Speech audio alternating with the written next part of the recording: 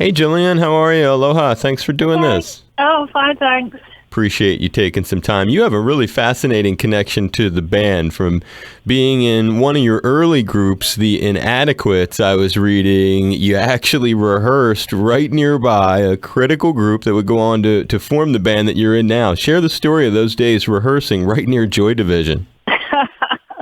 Well, it was just a huge coincidence because Stephen and Ian came from the same town, and Manchester was like the big city to us.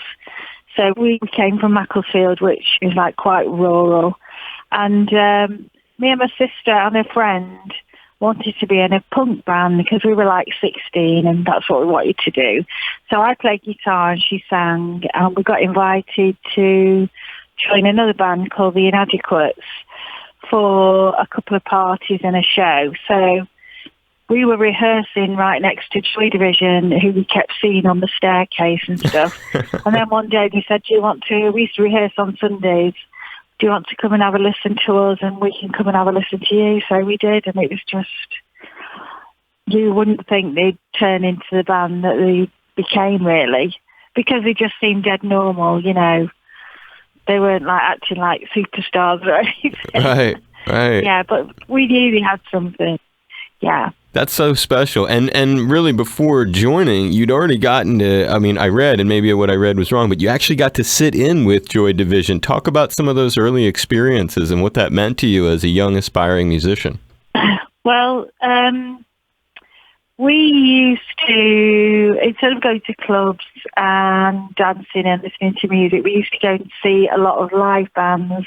And even in Macclesfield, there was like a Friday night where unknown bands could set up and play. So me and my friends and my sister, of course, always liked going to see groups rather than, go disco dancing. So we just used to keep going to Manchester, and Factory Records were, producing groups, and Rabbit Records, and we used to like the Buzzcocks. So we always used to make an effort to go and see them.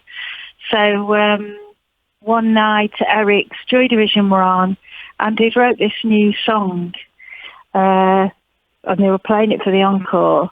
But of course, Ian was going to play his famous little teardrop guitar, but he was on the guitar, and I think it was Bernard who'd cut his hand. Oh, he cut his hand. That's what led to the opportunity. So he was going to play synth. Anyway, so they said, oh, God, we haven't got anybody to play the guitar part. Will you do it? And I was like, okay. Not really thinking about it, just doing it.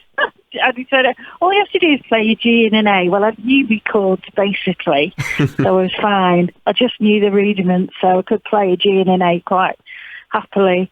So, yeah, so it was just like that, really. It was just the spur of the moment, and I didn't really have time to think about it.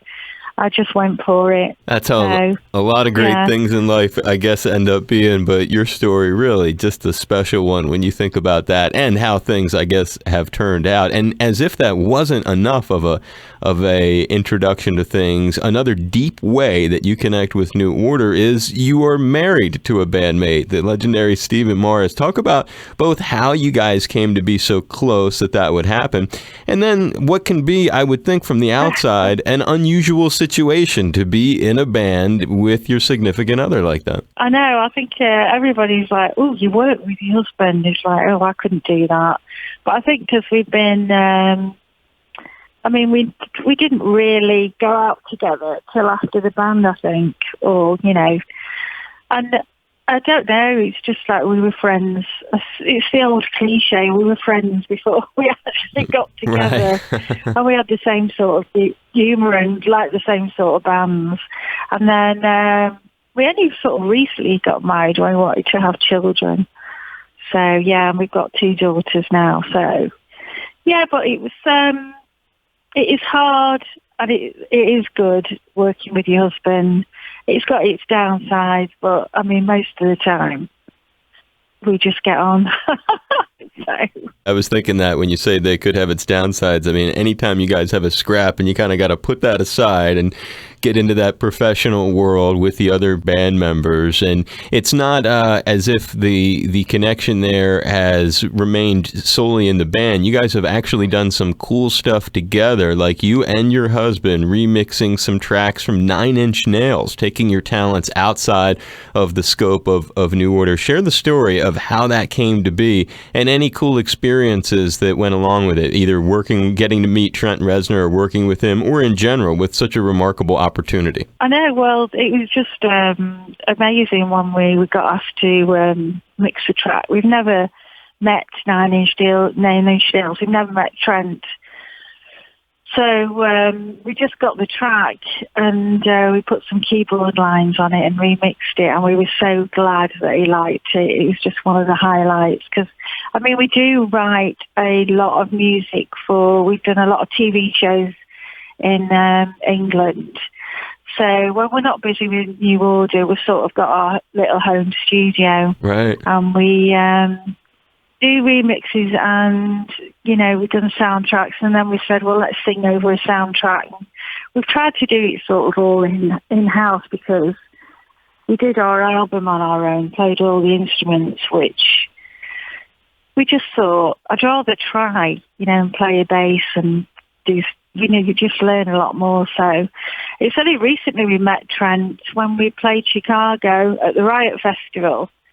I think it was the year before last. And it was like, oh God, we're going to meet him finally. It was just so weird. Yeah, but he was just a nice guy. And did he bring up the thing that you would remix for him?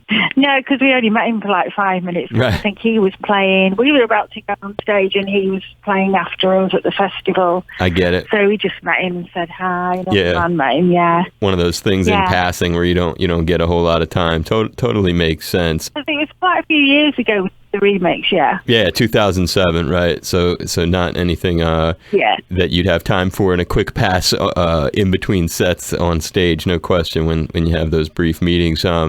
But one of those things, talking about the passage of time, even before that, the legendary song Blue Monday was written, and it's one of these songs, you know, whatever the genre is with a song, when something can stick around through the years, go through decades, go through generations, really appeal to different age groups of people. This is a New Order song that many people know and appreciate. Can you take us back to the very beginning of the writing of that massive song that has endured all these years and share some inside reflections? Well, we were always listening to techno records, and especially from America. And we liked Sharon Red, and we liked the drum machine sound on Sylvester Records, and we just got some new equipment. Stephen got really into drum machines, and Bernard got a lot into synths and sequencers. And because it's the same thing, you experiment with new equipment, and we were always trying something different because we didn't want to just write guitar songs. We didn't want to write electro songs all the time.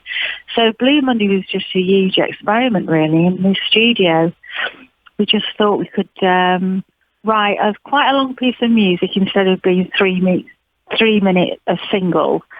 And we just join up all these very robotic sequencer patterns and keep playing them for like 16 bars, and then we'd add 20 bars of another riff, and then join them all together in the studio on tape, which involved cutting the tape. I mean, it's not like it is now on computers where it's all done inside the machine. Right. It's quite easily put together, but at that time, nobody was doing anything like that, really.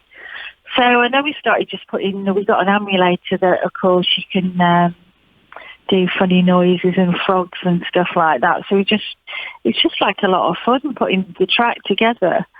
And our manager at the time said, this is going to be a great single. And we were like, do you think so? We couldn't see it at all, but it just shows you how, you know, how amazing. I mean, we came over on the plane and I watched that Steven Spielberg film, you know, the Ready Player One, is it? Right.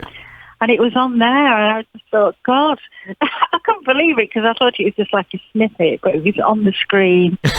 or for ages. And Olivia the cook, who was the actress, she had a Joy Division T-shirt on, and it's just so weird to see that after all this time on such a big film. It's like, wow.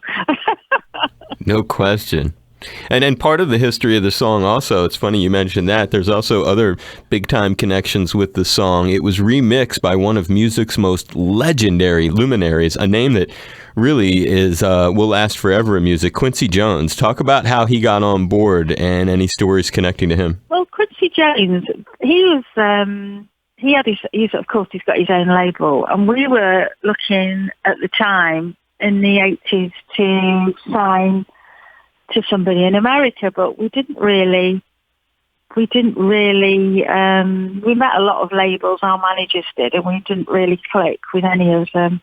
And it's the same thing, New Order always do something different. So we said, let's go for it. Quincy Jones asked us to join his label, and we just thought that'd be so amazing. I mean, with all his history and everything. So yeah, he ended up mixing Blue Monday, and he came to England. He came over to England to visit us just after we'd signed, and went to this restaurant and wanted shepherd's pie, which is a completely English dish with mashed potatoes and stuff. It was just so weird seeing him. Yeah. What was the name of the dish? One more time. He called it shepherd's pie. Right. But it's shepherd's pie. Incredible. So he was like, he wants a shepherd's pie. Yeah, and fries or chips. Right. Yeah. What a cool experience to get to have had the song take you into both those places, from Steven Spielberg to Quincy Jones, and you're one of these artists who also, some artists do wine, some artists do hot sauce. Anyone who goes to your website will see you guys do beer. How did you guys get attached with this stray dog beer? I know. Because it's weird, because we're not really that great beer drinkers. But, yeah, I mean, the design and everything is great. But it is nice beer. I've had some, so yeah. And did they come to you guys to do that? How did the connection develop? It was just an idea that somebody came up with. Because I think beer's making a really big comeback in England. Because you get a lot of microbreweries and things like that. And I've noticed, I mean, in America, you get loads of beer, different makes and everything. But in England, it's all gone on to really small breweries making their own. So I think it was just one of those things. Just thought that'd be a cool idea to do a beer. Totally. It's not one of those things people can pick up at the merchandising table, huh? You guys aren't selling, do you want a 6-pack or a case, love? No, we don't encourage drinking. Of course we don't. That's funny, though. Yeah, you can't see somebody leaving the concert buying a case of that. And instead of a T-shirt, they're coming out with a case of stray dog beer. I know. Yeah, stray dog, yeah. Well, yeah, it's great having you on the show with us. It's the legendary Gillian Gilbert, who's in New Order with her husband, Stephen Morris. Of course, they're going to be at the MAC tonight. They're going to be at the Blaisdell on Friday. It's an incredible thing to be welcoming you guys back to Hawaii, and really thrilled that you took some time to be here and my guest on All Things Considered. Thank you so much, Gillian. That's great. My pleasure. Hope to see you down there. Yes, it would be great to see you too. And are you a public radio fan at all, Gillian?